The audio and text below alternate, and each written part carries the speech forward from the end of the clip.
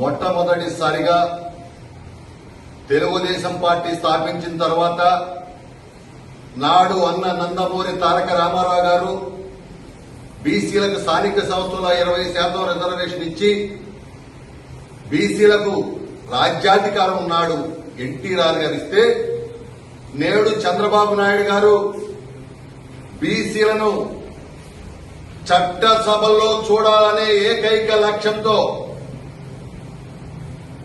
నిన్న కేబినెట్ లో 33% బీసీలకు చట్టసభల్లో రిజర్వేషన్ ఇవ్వాలని చెప్పి తీర్మానం చేసి కేంద్రానికి పంపడం జరిగింది.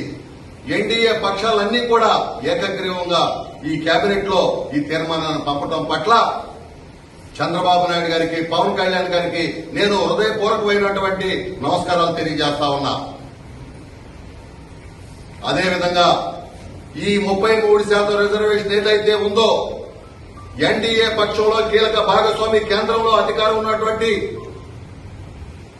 ఈ దేశ ప్రధాని ఒక బీసీ వర్గానికి చెందినటువంటి నరేంద్ర మోడీ గారికి కూడా నేను శిరసు వంచి నమస్కరిస్తూ వేడుకుంటున్నాను.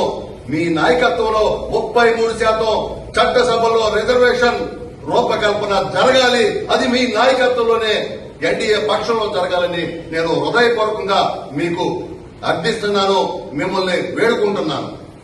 ఇవాళ చూడండి, గత 5 సంవత్సరాల్లో బీసీలకు రావాల్సినటువంటి నిధులు వైసీపీ పాలనలో 1,20,000 కోట్లు పక్క దారి మళ్లించారు. బీసీ పథకాలన్నింటినీ కూడా రద్దు చేశారు. బీసీ కార్పొరేషన్ నిర్వీర్యం చేశారు.